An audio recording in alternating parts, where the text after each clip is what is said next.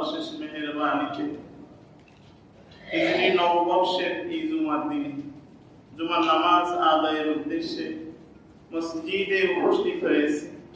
রব্বুল আলামিন আমাদেরকে আরো একটি বছর হায়াত দিয়ে নতুন বছরে পদার্পণ করার সুযোগ দিয়েছেন। এজন্য রব্বুল আলামিনের দরবারে শুকরিয়া আদায় করি আলহামদুলিল্লাহ। আসলে হিজরি সনই মুসলমানদের সন, যদিও হিজরি সন সম্পর্কে আমাদের পরিচিতি কম, আমাদের এর সাথে সম্পর্ক কম। আমরা হিজরি নববর্ষ সম্পর্কে আলোচনা করব, তার আগে কিছুটা বর্তমান প্রেক্ষাপট কিছু আলোচনা করা দরকার। গত কয়েকদিন বেশ কিছু খবর মুসলমানদের কানে আসতেছে বা অনেক সচেতনের যারা তাদের কানে আছে। প্রথম চলছিল বাবরি মসজিদের স্থানে মন্দির নির্মাণ, এরপরে মেজাজ সিনহা সহ বেশ কিছু মুসলমানকে হত্যা। এখন আবার যে রাষ্ট্র ধর্ম ইসলাম এটা রাখা যাবে না, আবার আর একজনে বলছে বাংলাদেশে কোনো মসজিদই থাকতে পারে। আসলে এটা কিন্তু একই সূত্রে গাঁথা, একই সুতায় গাঁথা, ধারাবাহিক ভাবে তাদের অগ্রসর। আমরা মুসলমানরা নাকে তেল দিয়ে ঘুমাচ্ছি, তারা বাবরি মসজিদের ওই জায়গায় মন্দির বানাইছে। আমরা সামান্য প্রতিবাদটুকু করতে পারি। সারা পৃথিবীর মুসলিম রাষ্ট্রগুলোও একেবারে নীরব দর্শকের ভূমিকা পালন করেছে। আল্লাহ তাআলা ইতিপূর্বে আমাদেরকে দেখাইছেন যে বাইতুল্লাহ শরীফ ধ্বংস করতে আসছিল তাদেরকে কিভাবে ধ্বংস করছিলেন। ঘটনা আপনাদের জানা, আমি এক সপ্তাহ শুরু করে আবার বন্ধ করে দিয়েছিলাম, এই আলোচনা করতে যাই আবার করি না। যে আবরাহা বাদশা, আবরাহা ইয়ামানের বাদশা, সে ইয়ামানে তাদের একটা ইবাদতগাহ বানাইছে।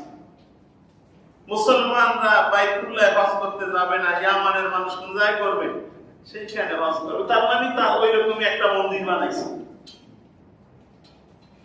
কিন্তু এটা মুসলমানরা মাইনে নেয় নাই, বরং একজন মুসলমান কি করছে যে তোমার এই ঘরে হজ তো না, এখানে পায়খানা করবে মানুষ।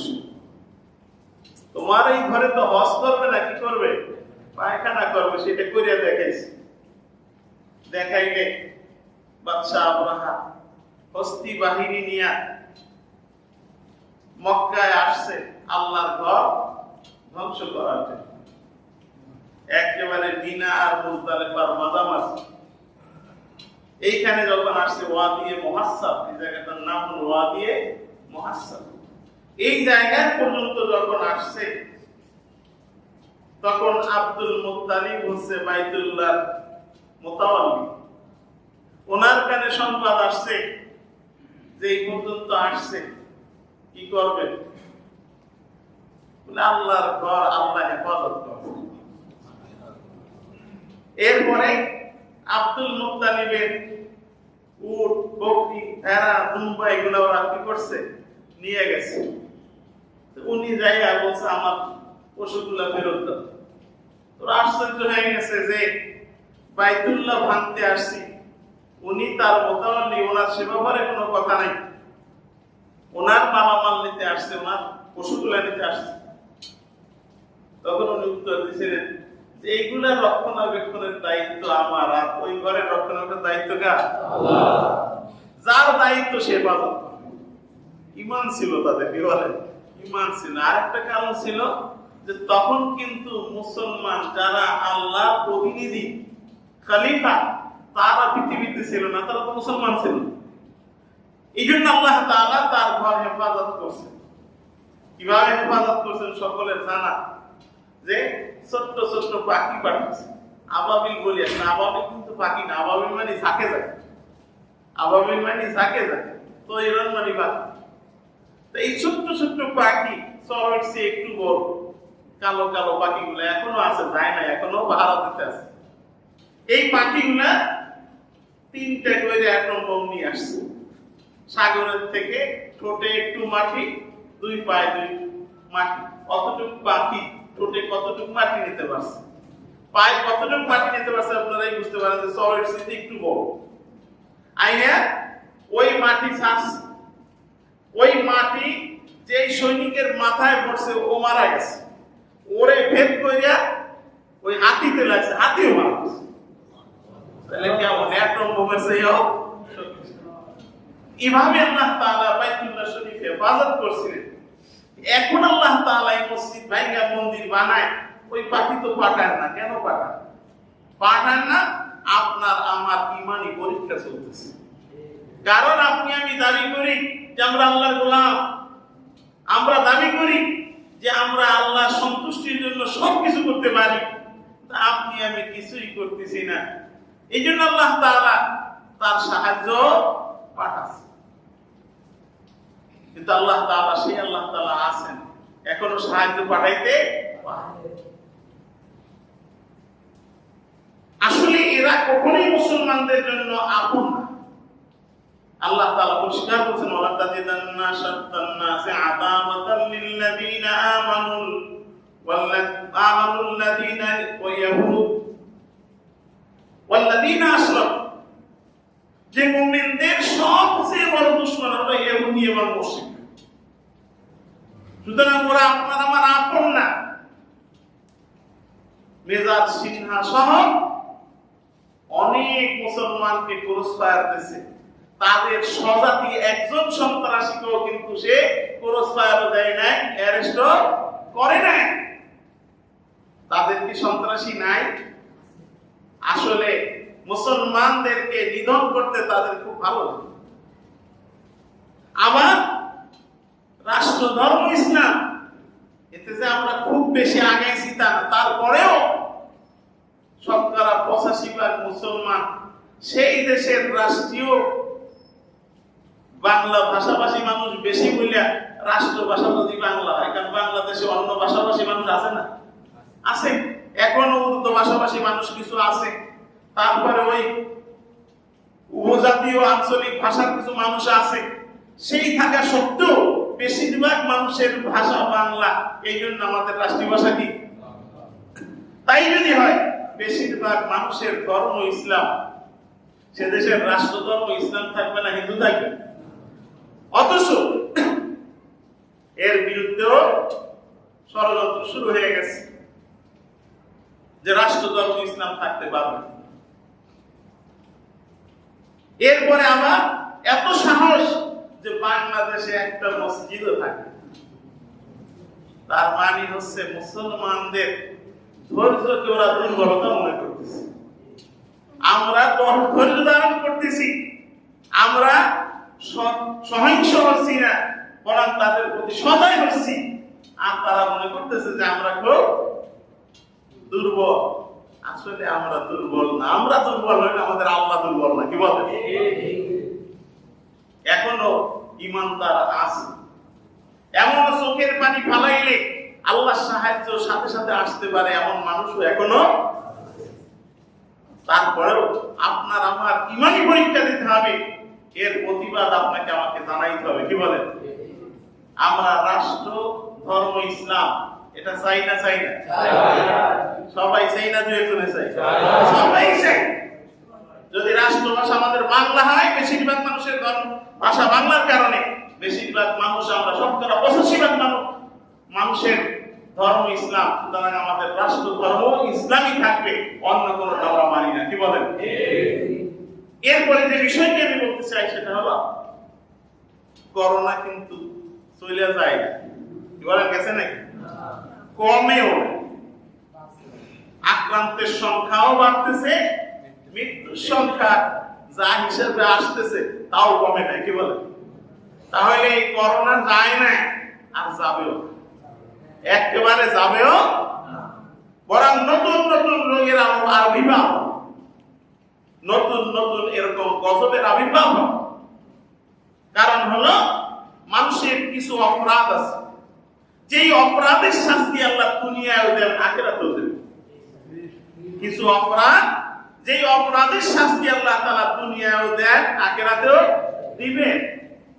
এর একটা অপরাধ হলো যখন প্রকাশ্যে অশ্লীলতা কোথাও শুরু হয়, জেনা, ব্যভিচার, বেহায়াপনা, বেলাপ্পাপনা, নারী পুরুষের ভেদাভেদ নেই, পুরুষ নারী পোশাক করবে, নারী পুরুষের পোশাক করবে, নারী পুরুষ একাত্রে স্বাভাবিকভাবে চলাফেরা করবে, এইরকম বেহায়াপনা যখন চলবে, তখন আল্লাহর গজব সেখানে সাধারণভাবে আসবে। সেখানে হাদিসের ভিতরে আসছে যে আল্লাহ তাআলা এমন এমন রোগ পাঠাবেন, যেই রোগ আগে ছিল না এবং যেই রোগের চিকিৎসাও থাকবে না, এমন এমন রোগ আল্লাহ পাঠাবেন। আল্লাহ পাঠাইছিলেন এইডস, কি বলেন, কিছুদিন আগে কি পাঠাইছিল? মরণ ব্যাধি এইডস, হইলে আর কোনো রক্ষা নাই। যেই রোগের মূল কারণ হলো এই বেহায়াপনা, এই অশ্লীলতা, এর কারণেই আসছে। চিকিৎসা এখনো ভালো করে আবিষ্কার হয় নাই, কিছু কিছু আবিষ্কার করছে। এই জন্য আল্লাহ তাআলা নতুন করে আরেকটা পাঠাইছে। এইবার পাঠাইছে কি? করোনা, যে উঠছেও ভয়াবহ, সেও মারাত্মক। অনেকেই দাবি করতেছে প্রতিষেধক আবিষ্কার করছে। করো, আল্লাহ আরেকটা পাঠাবে। কি বলেন? আল্লাহ আরেকটা পাঠাবে। এর থেকে বাঁচার উপায়, এই অশ্লীলতা ছাড়তে হবে, বেহায়াপনা ছাড়তে হবে, জেনা ব্যভিচার ছাড়তে।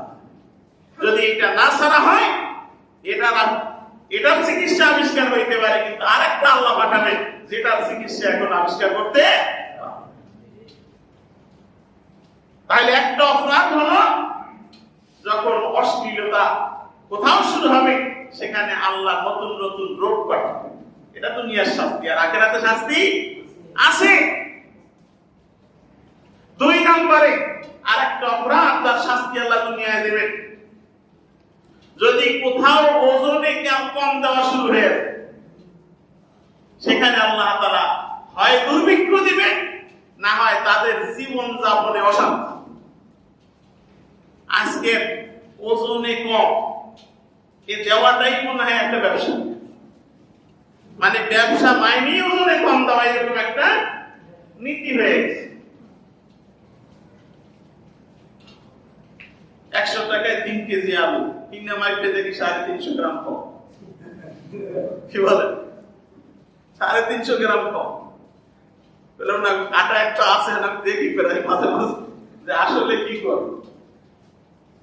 আর মিটারের পাওয়া, কি বলেন, 1 গ্রামও কম যাইতে পারে না, কিন্তু কমর ভিতরে কায়দা করে দিচ্ছে।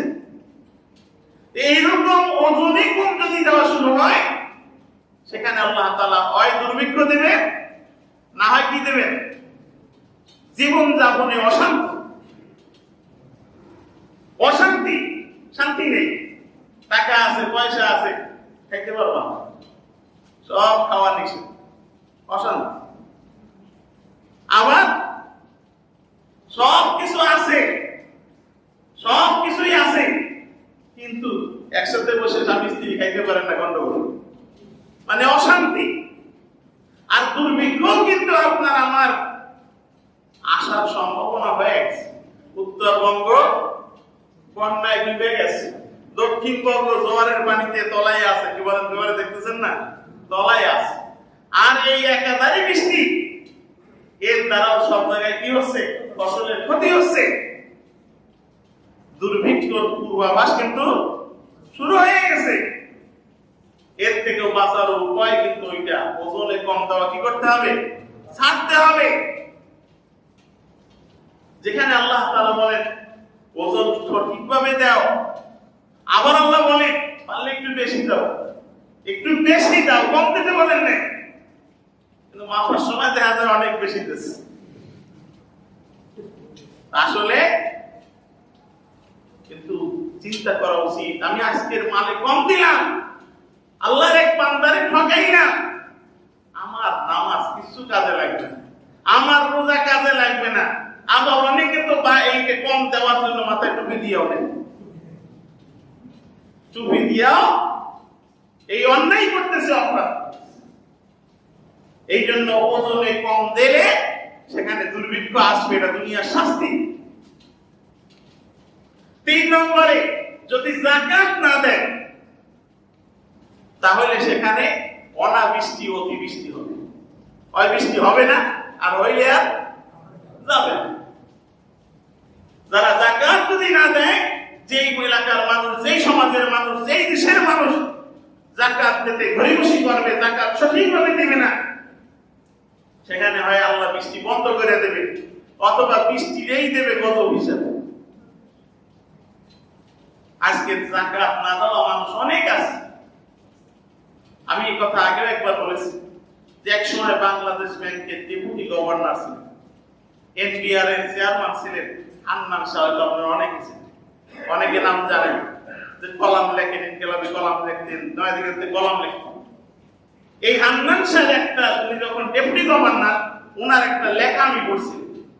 উনি একটা হিসাব দিয়েছিলেন যে বাংলাদেশে যদি সব সেক্টর থেকে যাকাত আদায় করা হয়, ধনী মানুষের সম্পদের যাকাত, শিল্পপতিদের শিল্পের যাকাত, কৃষি ক্ষেতের কৃষির যাকাত, এই সব যাকাত যদি আদায় করা হতো, তাহলে বাংলাদেশে 5 বছর পরে যাকাত দেওয়ার একজন মানুষ পাওয়া যায় না। উনি একটা তথ্য দিয়েছিলেন কত যাকাত আসবে, সেইটা দিয়ে যদি মানুষকে বন্টন করা হয় ইসলামী শরীয়ত অনুযায়ী, তাহলে 5 বছর পরে বাংলাদেশে আর যাকাত দেওয়ার মানুষ পাওয়া যাবে। কিন্তু আমাদের দেশে যাকাত সঠিকভাবে আদায় করে। একজন শিল্পপতি যাকাত দেয়, কিছু যাকাতের শাড়ি কিনে বিক্রি করে, কয় টাকা দিয়েছে, কয় টাকা আছে, কত আছে, তার কোনো হিসাব নাই। অথচ যাকাত আদায়ের একটা খরচ হলো হিসাব করে দিতে হবে। নামাজ যেমন হিসাব করে পড়তে হবে, কি বলবো, 4 জায়গায় কেউ 5 রাকাত পড়লে নামাজ হবে? হবে না। আর 3 জায়গায় পড়লেও হবে না, কারণ হিসাব মতো পড়া এটা আরেকটা খরচ। ঠিক যাকাত আপনাকে আমাকে হিসাব করে দিতে হবে। এই জন্য অনেকেই আমরা যাকাত হিসাব করে দেই না। আপনার আমার যাকাত না দেওয়ার কারণে আল্লাহ অনাবৃষ্টি অতিবৃষ্টি দেয়, যার দ্বারা পশু পাখি প্রাণীরা কষ্ট পায়। আপনার আমার কারণে এরা কষ্ট পায়। এরপরে 4 নম্বর আরেকটা আমল বা অপরাধ, এই অপরাধের কারণে দুনিয়ার শাস্তি দেবেন আল্লাহ। যারা মা বাপের সাথে দুর্ব্যবহার করে তারা দুনিয়ায় শাস্তি পাবে। যে বাপের সাথে দুর্ব্যবহার করতেছে, তো ইয়ার থাকেন, আপনার ছেলে আপনার সাথে সেই বেশি দুর্ব্যবহার করবে, দুর্ব্যবহার বেশি করবে। একদিন এক বক্তার মুখে একটা ওয়াজ শুনছিলাম, একটা ঘটনা বলতেছে যে এক ছেলে বুড়া বয়সে বাবারে নিয়ে নদীতে ফালাইছে, নদীতে ফালাইও মারছে। উনি যখন বুড়ো হয়েছে, ছেলেরা আবার ওনারে বস্তায় বসছে, নদীতে পালা মারছেন। এখন ওই বাবা বলতেছে, বাবা ফালাবি তো ওই জায়গা মতো ফালাইস, বাবারে তো ওই জায়গায় ফালাইছিলাম। এই জন্য যারা মা বাপের সাথে দুর্ব্যবহার করেন, আপনি তৈরি থাকেন যে আপনার সন্তানের চেয়ে বেশি দুর্ব্যবহার করবে, কারণ আল্লাহ রাসূল বলেছেন শাস্তি দুনিয়ায় পাবে। অনেকেই আছে মা বাবার সাথে দুর্ব্যবহার, বাপরে বৃদ্ধাশ্রমে দিয়ে আসতেছে, আপনি রেডি থাকেন, আপনারও বৃদ্ধাশ্রমে যাওয়া লাগবে, কারণ এটা শাস্তি আল্লাহ দুনিয়ায় দেবে। যেই পুত্রবধূ, মাইকের আওয়াজ যদি আশপাশে যায় শুনে, যেই পুত্রবধূ শাশুড়ির সাথে দুর্ব্যবহার করতেছেন, আপনি তো ইয়ার থাকেন, আপনার ছেলেগুলো আপনার চাইতে বেশি বেশি করবে। এটা আপনার পাও না, এটা দুনিয়া আল্লাহ দিবে। আর আপনি যদি ভালো ব্যবহার করেন, আপনার ছেলে আপনার সাথে ভালো ব্যবহার, কারণ আল্লাহ রাসূল বলেছেন এটা শাস্তি আল্লাহ দুনিয়াও দেবেন, আখিরাতেও দিবেন। এরপরে আরেকটা অপরাধ হলো যারা আল্লাহ এবং আল্লাহ রাসূলের সাথে দেওয়া ওয়াদা পালন করে না। আল্লাহর সাথে আপনার আমার ওয়াদা হলো, আল্লাহ আপনাকে আমাকে জিজ্ঞাসা করছিলেন, আলাস্তু বিরাব্বিকুম, আমি কি তোমাদের রব নই? আমি সবাই বলছি বালা, হ্যাঁ হ্যাঁ আপনি আমাদের রব। তার মানে আপনি আমাদের মালিক, আপনি আমাদের লালন পালনকারী, আমি আপনার আইনই আমরা মানি। এই ওয়াদা কিন্তু আপনারা তিনটা ওয়াদা। এক নম্বর ওয়াদা কি? আপনি আমাদের মালিক। দুই নম্বরের ওয়াদা হলো আপনি আমাকে খাওয়ান, পরান, জীবন দান করেন, মৃত্যু দান করেন, মানে আপনি আমাকে লালন পালন করেন। আর তিন নম্বর হলো আপনার আইনে, আপনার বিধানে, আপনার হুকুমে আমি চলি। এই ওয়াদা আপনারা। এই আল্লাহর সাথে দেওয়া ওয়াদা আর রাসূলের সাথে আপনার আমার ওয়াদা হলো যে আল্লাহ রাসূল তার দায়িত্ব পালন করছেন, সেই দায়িত্ব আপনার আমার উপরে দিয়ে গেছেন, সেই দায়িত্ব আপনাকে আমাকেও কি করতে হবে? পালন।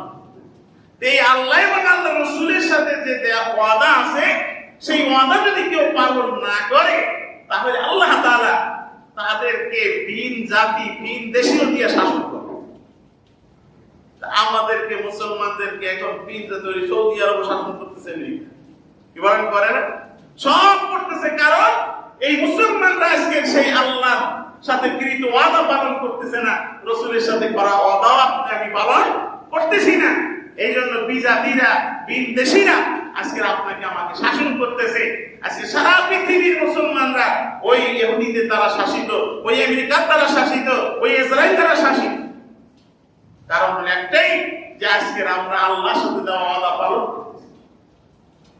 এরপর আর একটা অপরাধ, যেহেতু আমার ওদিকে আলোচনা করতে হবে, আর একটা অপরাধ হলো যদি কোরআনের আইন, কোরআনের শাসন, আল্লাহর আইন, আল্লাহর শাসন এইটা কোথাও প্রতিষ্ঠা না হয়, অন্য শাসন প্রতিষ্ঠা করে। যারাই শাসন প্রতিষ্ঠা করে তাদের নিজেকে ভিতরে দলাদলি, মারামারি চলতে থাকে। আমাদের দেশের যত দল আছে মারামারি ওরা নিজেরা বেশি করে না অন্য দলের সাথে বেশি করে? নিজেরাও ভাগ করে খাইতে পারে না, কুকুরের মতো মারামারি। কুকুরও তো একসাথে খায়, কিন্তু ওরা মারামারি আরো বেশি। কারণ হলো ওরা আল্লাহর বিধান প্রতিষ্ঠা করে না, কোরআন প্রতিষ্ঠা করে না, আল্লাহর আইন প্রতিষ্ঠা করে না, বরং মানব রচিত আইন ও বিধান প্রতিষ্ঠা করার জন্য তার একটা দল। সুতরাং তাদের নিজেদের ভিতরে দলাদলি, মারামারি অনেক বেড়ে থাকবে। এটা আল্লাহ দুনিয়ার শাস্তি। সুতরাং দুনিয়ার এই শাস্তিগুলোর থেকে যদি আপনি আমি বাঁচতে চাই, আপনাকে আমাকে সঠিক হওয়া লাগবে, সোজা হওয়া লাগবে, নতুন লাইফ থেকে বাঁচার উপায়। যে বিষয়টি আসলে আজকের আলোচনা করা দরকার, হিজরি নববর্ষ 1442 পহেলা শাবান। আল্লাহ তাআলা এই পৃথিবী যখন সৃষ্টি করেছেন তখনই বছরটাকে 12 মাসে বিভক্ত করেছেন। কোন দার্শনিক বা কোন পণ্ডিত এই বছরটাকে 12 মাসে বিভক্ত করেন নাই। 12 মাসে বিভক্ত করেছেন কে? আল্লাহ। আল্লাহ পবিত্র কোরআনের ভিতরে বলেন, ইন্না ইদ্দাতাশ শুহুরি ইনদাল্লাহি 12 শাহরান ফি কিতাবিল্লাহি ইয়াওমা খালাকাস সামাওয়াতি ওয়াল আরদ। যেই দিন আল্লাহ তাআলা আসমান জমিন সৃষ্টি করেছেন, সেই দিনই আল্লাহ তাআলা বছরটাকে 12 মাসে বিভক্ত করেছেন। মিনহা আরবাতু হুরুম, এর ভিতরে 4টা মাস আছে সম্মানিত। এই 4টা মাসের ভিতরে সবচেয়ে সম্মানিত প্রথম মাস হলো কোনটা? মুহররম। মুহররম শব্দের অর্থই সম্মানিত। মুহররম শব্দের অর্থ সম্মানিত। হিজরি বছরের প্রথম মাসের নাম হলো মুহররম। যদিও হিজরি সন হুজুর সাল্লাল্লাহু আলাইহি ওয়াসাল্লামের সময় মাস ছিল, তো সনের প্রচলন ছিল। আর সেই সময় আরবে বিভিন্ন সনের প্রচলন ছিল। একটা হইতো আমুল ফিল, মানে ওই হাতির যুদ্ধের ওই বছর, এই বছর থেকে একটা গণনা ছিল। এমনি ভাবে ইংরেজি সন কিন্তু তখনও ছিল, কিন্তু মুসলমানরা ইংরেজি সন গণে নেয়। আর এখন তো ছোট থেকে বড় সবাই ইংরেজি তারিখ জানে, বাংলা তারিখও জানি না, আর হিজরি তো জানি। অথচ মুসলমান আপনার আমার সন হলো এই বাংলা আর আরবি, এই দুইটাই মুসলমানরা পরিবর্তন করেছে। ইংরেজিটা মুসলমানদের পরিবর্তিত না। আমি বলি না যেটা ব্যবহার করা যাবে না, হিসাব করা যাবে না, এটা বলতেছি না, কিন্তু আমি মুসলমান, আমার সন তো হিজরি সন। ইতিহাস আমি অনেকবার শুনেছি, আবারও মনে করার জন্য বলতেছি যে এই হিজরি সনের পরিবর্তন করেছেন হযরত ওমর ফারুক রাদিয়াল্লাহু তাআলা। ওমর ফারুক রাদিয়াল্লাহু তাআলা পরিবর্তন করেছিলেন। হুজুর সাল্লাল্লাহু আলাইহি ওয়াসাল্লাম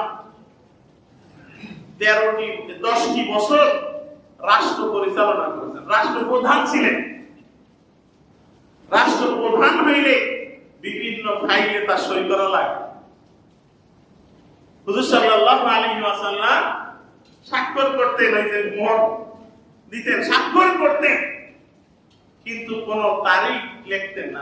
তারিখ লিখলেও সব লিখতেন 10ই মুহররম, কিন্তু কোন সন এইটা সেই সময় লেখার প্রচলন ছিল না।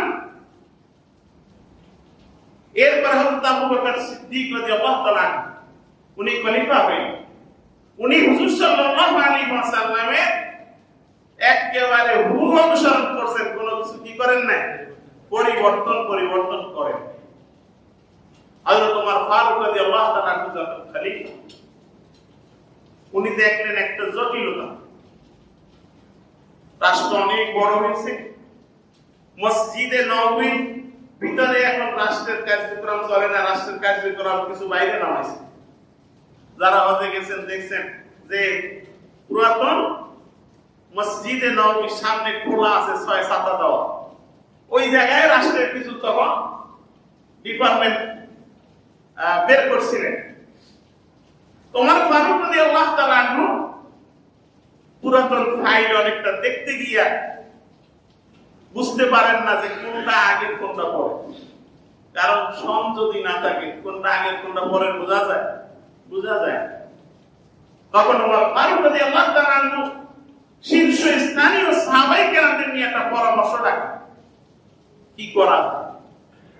সাহাবীদের পরামর্শ, সাহাবীদের ঐকমত সিদ্ধান্তকে বলা হয় ইজমা। কি বলা হয়? ইজমা। আর শরীয়তের যে মূল উৎস কোরআন, হাদিস এবং আরেকটা কি ইজমা। কিয়াসটা কিন্তু আলাদা না, কিয়াস কোরআনের থেকে কিয়াস, হাদিসের থেকে কিয়াস, ইজমা থেকে কিয়াস। মূল হলো এই তিনটা, এই তিনটার একটা হলো ইজমা, আর ইজমা হলো সাহাবায়ে কেরামের ঐকমত সিদ্ধান্ত। ওমর ফারুক রাদিয়াল্লাহু তাআলা আনহু সাহাবায়ে কেরামদেরকে ডাকলেন যে এই মুসলমানদের সব কিছু আছে, মুসলমানদের আলাদা একটা সন থাকা দরকার। সাহাবায়ে কেরাম বলেন, হ্যাঁ এটা তো থাকা দরকার। তো কিভাবে আমরা সন পরিবর্তন করতে পারি আপনারা পরামর্শ দেন। ওসমান রাদিয়াল্লাহু তাআলা আনহু আছেন, আলী রাদিয়াল্লাহু তাআলা আনহু আছেন, বড় বড় সব সাহাবীরা আছেন। একজনের পরামর্শ দিলেন, হুজুর খলিফাতুল মুমিনিন, আমরা হুজুর সাল্লাল্লাহু আলাইহি ওয়াসাল্লামের জন্মের দিন থেকে এই সনটা গণনা শুরু করতে পারি। ওমর ফারুক রাদিয়াল্লাহু তাআলা আনহু বলেন যে তাহলে তো এটা খ্রিস্টানদের সাথে সাদৃশ্য, যেহেতু খ্রিস্টানরা হযরত ঈসা আলাইহিস সালাতু ওয়াস সালামের জন্মের দিন থেকে খ্রিস্টাব্দ বা ইংরেজি সনের গণনা করে। এরপরেও হযরত ঈসা আলাইহিস সালাতু ওয়াস সালামের জন্মের ব্যাপারে একটা ইতিহাস আছে, একটা অলৌকিকতা আছে। তিনি বাপ ছাড়া জন্মগ্রহণ করেছেন, শুধু মায়ের মাধ্যমে জন্মগ্রহণ করেছেন। অলৌকিকতা আছে, যেই অলৌকিকতার কারণে মানুষেরা মনে রাখে। আল্লাহ রাসূলের জন্মের ব্যাপারে ওই রকম তো কোনো অলৌকিকতা নাই। তাহলে একজনে বলুন তো, হুজুর একটা কাজ করতে পারি আমরা, যে আমরা হুজুর সাল্লাল্লাহু আলাইহি ওয়াসাল্লামের মেরাজ থেকে একটা সন গণনা করতে পারি। ওমর ফারুক রাদিয়াল্লাহু তাআলা আবার বললেন যে মেরাজ হলো এমন একটা বিষয়, যে বিষয়টি নিয়ে সাহাবায়ে কেরাম সব ঐকমত হইতে পারেন না। আল্লাহ রাসূলের মেরাজ সশরীরে হয়েছে না স্বপ্নে যোগে হয়েছে, এই ব্যাপারটা নিয়ে সাহাবায়ে কেরামদের ভিতরে কি আছে? দ্বিমত আছে। সুতরাং এটা দিয়েও করা যায়। সবাই বললেন, তাহলে আপনি বলেন কি করা যায়। ওমর ফারুক রাদিয়াল্লাহু তাআলা আনহু বললেন যে আমার মনে হয় আল্লাহ রাসূলের জীবনের সবচেয়ে গুরুত্বপূর্ণ হলো আল্লাহ আল্লাহ রাসূল সাল্লাল্লাহু আলাইহি ওয়াসাল্লাম এবং আবু বকর সিদ্দিক রাদিয়াল্লাহু তাআলা আনহু হিজরত করার উদ্দেশ্যে রওনা হইয়া মক্কা থেকে 3 মাইল দক্ষিণে গেলেন। উত্তর দিকে না যাই কোন দিকে গেলেন? মদিনা হলে উত্তরে গেলেন, দক্ষিণে উল্টা দিকে যাইয়া একটা পাহাড়ের চূড়ায় একটা গুহার ভিতরে আশ্রয় নিয়েছিলেন, যেই গুহার নাম হলো গারে সুর। এই গুহার ভিতরে যখন আশ্রয় নিয়েছিলেন, কাফেররা চতুর্দিকে খুঁজছে, প্রথম দিকে উত্তর দিকে খুঁজছে, পায় নাই। এরপরে চতুর্দিকে খুঁজছে। ওরা উটের পায়খানা পরীক্ষা করছে, কয়দিন আগের পায়খানা, উটের পা বালুর উপরে হাইটে গেছে, তা পরীক্ষা করছে। এরপরে ওরা সিদ্ধান্ত নিছে যে মুহাম্মদ সাল্লাল্লাহু আলাইহি ওয়াসাল্লাম উত্তর দিকে যায় না, গেছে দক্ষিণ দিকে। এবং দক্ষিণ দিকে যাইতে যাইতে ওই পাহাড়ের কাছে গেছে। এরপরে একেবারে উপরে বসে গুহায় বসে, গুহা দেখতে হলে কিছু হয়ে দেখা লাগে। আর আল্লাহ তাআলা মাকড়সার জাল দিয়া, কবুতরের ডিম দিয়া অনেক ভাবে হেফাজত করেছেন। কিন্তু আবু বকর সিদ্দিক রাদিয়াল্লাহু তাআলা কাফেরদের দেখতেছেন, গুহার ভিতরে বসে দেখতেছেন। তখন বললেন, ইয়া রাসূলুল্লাহ, আমাদের তো আর রক্ষা নেই। কারণ কাফেররা ঘোষণা করছে হুজুর সাল্লাল্লাহু আলাইহি ওয়াসাল্লামকে জীবিত অথবা মৃত্যু যেভাবে নিতে পারলে 100 লাল উট পুরস্কার পাওয়া। লাল উটের দাম বেশি। এখনো সাদা উট যদি হয় একটা 6000 রিয়াল, লাল উট একটা 10000 রিয়াল। দাম কি বেড়াই দাম। এই 100 লাল উট পুরস্কার পাওয়া যাবে। কাফেররা পুরস্কারের নেশায়, পুরস্কারের আশায় খুঁজতে খুঁজতে গুহার সামনে আসছে। আবু বকর সিদ্দিক রাদিয়াল্লাহু তাআলা বলেন, ইয়া রাসূলুল্লাহ, ওরা যদি আমাদেরকে দেখতে পায়, আমাদেরকে জীবিত অথবা মৃত্যু নিয়েই যাবে, কারণ 100 পুরস্কার পাবে। আল্লাহ রাসূল একেবারে স্বাভাবিকভাবে বললেন, লা তাহজান ইন্নাল্লাহা মা'ানা। চিন্তা করে না, আল্লাহ আমাদের সাথে আছে, আল্লাহই আমাদেরকে হেফাজত করবে। ওরা গুহার মুখে আইসা ডাইরেক্ট এইরকম মাকড়সার চালের ভিতরে কি ঢুকতে পারেন? আল্লাহ এখানেও দেখাইলেন যে পৃথিবীর ভিতরে সবচেয়ে দুর্বল জিনিস কি? মাকড়সার জাল। তাহলে ও কাফেররা তোদের সারা শক্তি মাকড়সার জালের চেয়েও কি শক্ত না দুর্বল? দুর্বল। যারা আজকের মসজিদ ভাঙো, রাষ্ট্রধর্ম ইসলাম নিয়ে আজকে ষড়যন্ত্র করো, তোমাদের মনে রাখা উচিত তোমাদের শক্তি কিন্তু এই মাকড়সার জালের চেয়েও দুর্বল। আল্লাহ ইচ্ছা করলে মাকড়সার জাল দিয়ে তোমাদের শক্তিকে পরাজিত করে দিতে পারে। ওরা ওখান থেকে ফিরে গেছে। ওমর ফারুক রাদিয়াল্লাহু তাআলা বলেন, এই যে সময়টা, এই সময়টা আমার মনে হয় সবচেয়ে গুরুত্বপূর্ণ। সুতরাং আমরা হিজরি সনটা এই সময় থেকে গণনা শুরু করব, আর আমাদের সনের নাম হবে হিজরি সন। এর থেকে হিজরি সনের গণনা শুরু। সেই শুরু হয়েছে আল্লাহ রাসূলের হিজরত থেকে গণনা শুরু। তাই হুজুর সাল্লাল্লাহু আলাইহি ওয়াসাল্লাম 10 বছর, 10 হিজরিতে না 10 বছর এইভাবে গুনে গুনে আজকে 1442 হিজরি পহেলা মুহররম। সুতরাং এই হিজরি সন আপনাকে আমাকে মনে রাখতে হবে হিসাব। এছাড়াও আপনার আমার অনেক ইবাদত হিজরি সনের সাথে সম্পর্কিত। আপনার আমার 5টা ফরজের একটা ফরজ, 5টা স্তম্ভের একটা হক, একটা হলো রোজা। যে রোজা আপনাকে আমাকে পালন করতে হয় এই হিজরি সন অনুযায়ী, নাকি? হিজরি সন অনুযায়ী রমজান মাস। এরপরে আরেকটি ইবাদত আপনার আমার হজ, আরেকটা পঞ্চস্তম্ভের আরেকটি স্তম্ভ। যে হজ আমল করতে হয় কিসের সাথে সম্পর্কিত? হিজরি সনের। এই জন্য আপনার আমার হিজরি সনের হিসাব রাখা দরকার। আবার এই হিজরি সনের সাথে আপনার প্রতি মাসে ইবাদত আছে। হাদিসের ভিতরে আসছে আল্লাহ রাসূল সাল্লাল্লাহু আলাইহি ওয়াসাল্লাম বলেছেন যে এই হিজরি মাসের, আরবি মাসের, চন্দ্র মাসের প্রত্যেক 13, 14, 15 এই 3 দিন যে রোজা রাখবে, সারা মাস রোজা রাখার সব আল্লাহ তাআলা প্রদান করেন। তাহলে এর সম্পর্ক কির সাথে? হিজরি সনের। আজকের মুসলমান আপনি আমি হিজরি সন সম্পর্কে সম্পর্ক রাখি, এর সাথে আমার আপনার সম্পর্ক নাই, এর হিসাব হয়তো আজকে বলছি বলে অনেকেই বলতে পারেন অনেকে খবরই নেই চাঁদ উঠছে কিনা, কি বলেন, খবরই নেই। আর এই চাঁদটাকে আল্লাহ তাআলা একটা ক্যালেন্ডার বানাই দিয়েছে, চাঁদের মাধ্যমেই কি রাখা যায়, তারিখের হিসাব। এই মুহররম মাসে যদিও আজকের পহেলা মুহররম, সবচেয়ে গুরুত্বপূর্ণ একটা দিন আছে 10ই মুহররম। যেই 10ই মুহররমকে আরবিতে বলা হয় আশুরা। আশের মানে দশম বা আশুরা মানে দশম দিন। এই মুহররম মাসের দশম দিন ইসলামের ইতিহাসে অনেক গুরুত্বপূর্ণ। কিতাবের ভিতরে 17টা কারণ আসছে, যে 17টা কারণে এই 10ই মুহররম ইসলামে গুরুত্বপূর্ণ এবং এটা মুসলমানদের মনে রাখার মতো জিনিস। এক নম্বরে হলো এই 10ই মুহররমে আল্লাহ তাআলা এই জগৎ সৃষ্টি করেছেন। শুধু পৃথিবী না, এই জগৎটাকে সৃষ্টি করেছেন। এখন বলতে পারেন কোরআনের ভিতরে আল্লাহ বলেন যে আল্লাহ তাআলা ইন্না রাব্বাকুমুল্লাহু আল্লাযী খালাকাস সামাওয়াতি ওয়াল আরদা ফি সিত্তাতি আইয়াম। আল্লাহ তো আসমান জমিন সব কিছু 6 দিনে সৃষ্টি করেছে, তার 10ই মুহররম সৃষ্টি করলো কেন? প্রশ্নের আপনি আমি করতে পারি। 10ই মুহররম আল্লাহ শুরু করছে, আর যেই দিনে শুরু করে ওইটার কি ধরা হয়, কি ওইটা কি ধরা হয়?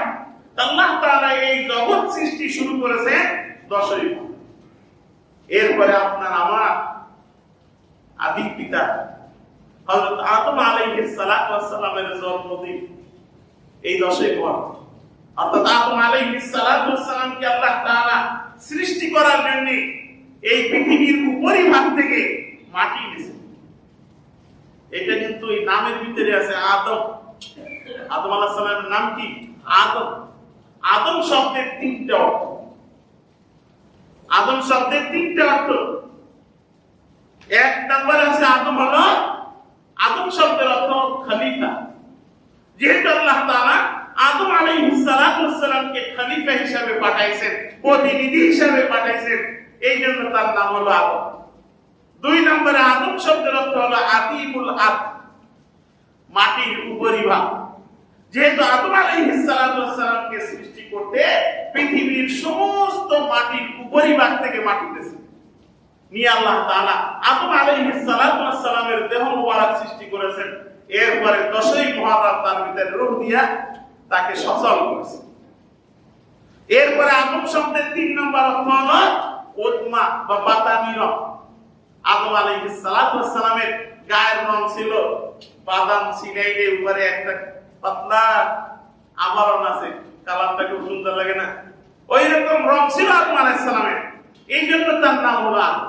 তাহলে আমি যে কথা বলতে গিয়ে যে আদম আলাইহিস সালাতু ওয়াস সালামকে মাটির উপরিভাগ থেকে মাটি নিয়ে তার দেহ মোবারক সৃষ্টি কইরা এই 10ই মুহররমে আদম আলাইহিস সালাতু ওয়াস সালামের ভিতরে আল্লাহ তাআলা রূহ দিয়েছেন।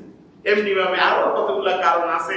যেহেতু 10ই মুহররমের আগে আমরা আরেকটি জুমা পাচ্ছি, সেই জুমায় আলোচনা করব ইনশাআল্লাহ। আল্লাহ তাআলা আমাদের সকলকে আজকের আলোচনার উপরে আমল করার তৌফিক দান করুন। যারা সুন্নাত করেন সুন্নাত করি। আসসালামু আলাইকুম ওয়া রাহমাতুল্লাহ।